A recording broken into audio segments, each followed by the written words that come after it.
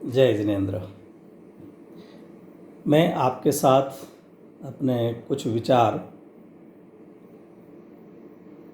रखना चाहता हूँ, शेयर करना चाहता हूँ।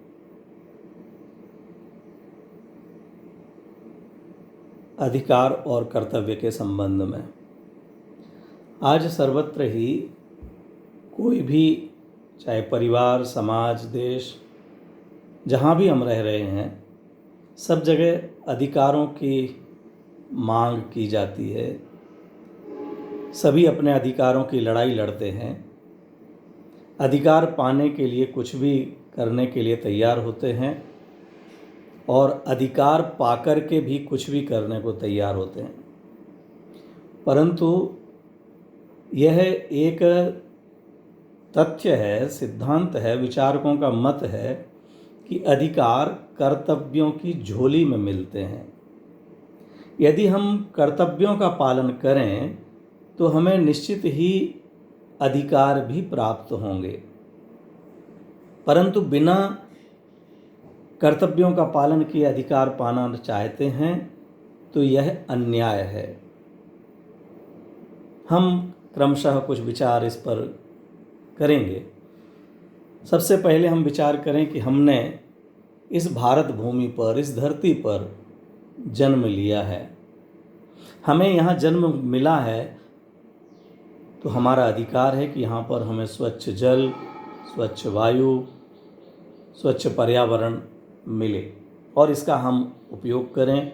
इस भूमि पर पैदा होने वाले धान्य का उपयोग कर सकें, अन्य अन्य वस्तुओं का उपयोग कर सकें। यह हमारा अधिकार है, लेकिन मित्रों हमारा कर्तव्य भी है कि अगर हम स्वच्छ जल चाहते हैं तो इस भूमि में स्वच्छ जल रहे, इसके लिए हम क्या कर सकते हैं।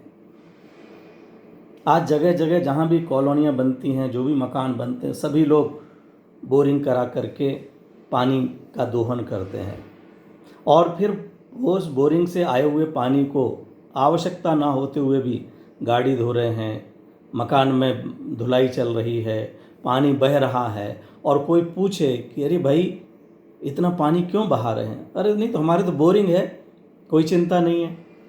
अरे बोरिंग है इसका मतलब पानी का दुरुपयोग किया जाए ऐसा तो नहीं है। अगर बिजली का कनेक्शन है और एक निश्चित मर्यादा वाला हमने कोई कनेक्शन ले रखा है तो बिजली को व्यर्थ ही जलाना, पंखे को व्यर्थ ही चलाना, यह तो हमारा कर्तव्य नहीं है।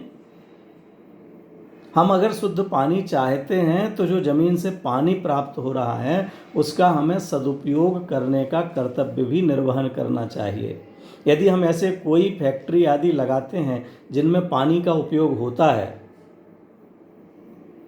तो उसका जो भी गंदा पानी निकल रहा है, रसायन मिला हुआ पानी निकल रहा है, वह पानी किस तरह से वैज्ञानिक पद्धति से सरकारी कानूनों का पालन करते हुए उसका निस्तारण किया जाना चाहिए, इसका भी हमारा कर्तव्य है। लेकिन क्या देखा जाता है कि अगर फैक्ट्री से पानी निकाल करके योग्य स्थान पर पहुंचाने के लिए 1 करोड़ रुपए का व्यय होना है, लेकिन वहीं कहीं आसपास या किसी जल स्रोत में जहाँ से कि लोग पानी पीने का काम में लेते हैं, वहाँ उसमें अगर मिला दिया जाता है तो 10 लाख रुपए में ही काम हो जाएगा।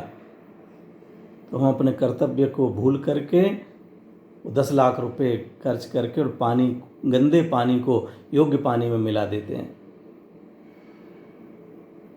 विचार कीजिए कितने लोगों को वह पानी पीना है, कितने लोग बीमार पड़ेंगे, हमारे यहाँ का भूमि का पर्यावरण बिगड़ेगा और उसका फल हमारे लिए भी भोगना है, लेकिन इसका विचार ही नहीं आता है। यदि कोई जांच करने वाला आ जाए तो 2-5 लाख रुपए उसको पकड़ा दिए जाते हैं और वह भी जो उसके लिए इतनी बड़ी जिम्मेदारी दी गई है कि देश के हित में, समाज के हित में आप काम कीजिए, सही निरीक्षण कीजिए, वह भी 2-4 लाख रुपए पा करके और अपने कर्तव्य को भूल जाता है। इसी तरह से हम बाग बगीचों का दुरुपयोग कर रहे हैं, हम पेड़ पौधों का नाश करा रहे हैं, हम अपना मकान बनाने के लिए, अपने यहाँ पर अच्छी सड़क निकलने के लिए, अपने यहाँ पर कोई अन्य भवन आदि का निर्माण हो सके या आसपास खुला वातावरण होवे, इसके लिए पेड़ कटवा देते हैं। लगाने की तो बात ही कहाँ है। तो जिस जमीन के अंदर से आप पानी लेंगे, धरती से पानी लेना आपका अधिकार है, पर उसका सदुपयोग करना ये हमारा कर्तव्य है। ये भी ध्यान रखें कि जरूरी नहीं है कि आप पानी का दुरुपयोग कर रहे हैं तो हमारे ही बोरिंग में पानी बंद हो जाएगा, लेकिन अगर दूसरे के लिए भी, पड़ोसी के लिए, पड़ोसी गांव के लिए, पड़ोसी देश के लिए भी अगर इसके कारण से नुकसान होता है तो वह हमारी ही हृदयहीनता कहलाएगी। हम वास्तव में अधिकार पाने के योग्य नहीं हैं क्योंकि हम अपने कर्तव्यों का पालन नहीं कर सकते। धरती से आगे बढ़ें तो हमारा देश है। हम देश में हमारी सरकार से हमारा अधिकार है कि हम शिक्षा के अधिकार को पाएं, हम रोजगार का अधिकार पाएं, हम स्वास्थ्य का अधिकार पाएं, हम अपने विचारों को अभिव्यक्त कर सकें, ये हमारा अधिकार है। लेकिन यदि ये हमें अधिकार पाना चाहते हैं तो इसके लिए हमारे कर्तव्य भी हैं।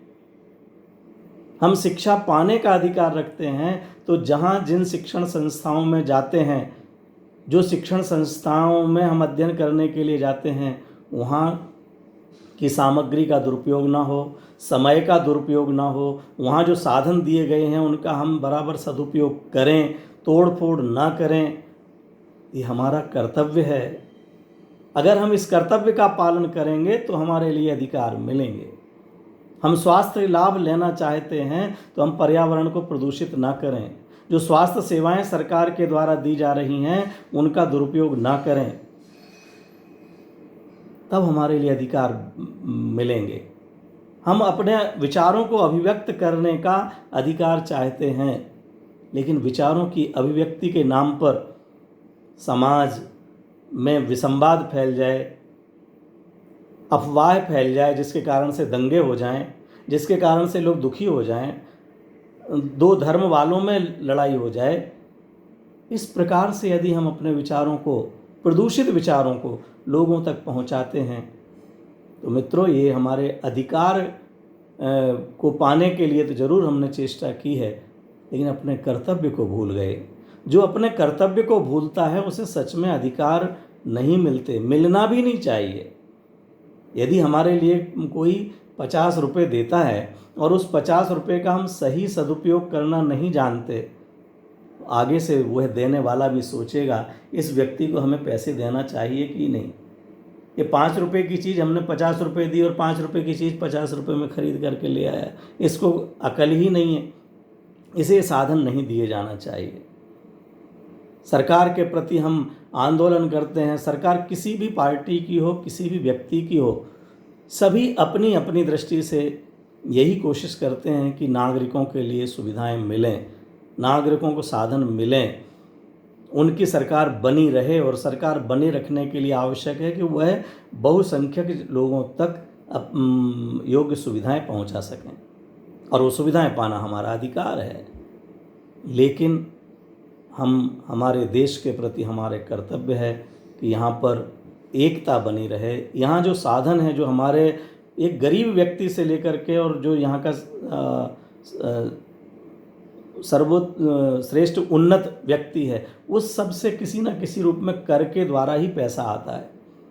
वह कर के द्वारा ही विद्यालय खोले जाते हैं, उस टैक्स के से आए हुए पैसे से सड़कें बनती हैं, स्वास्थ्य शिक्षाएं होती हैं, विद्यालय चलते हैं, सारी व्यवस्थाएं की जा रही हैं। अभी कोरोना बीमारी के समय इतना जो करोड़ों अरबों रुपया खर्च हो रहा है, वो जनता के द्वारा, हम और आप सबके द्वारा किसी न किसी रूप में जो कर के रूप में राशि दी गई है वही उपयोग में की जा रही है।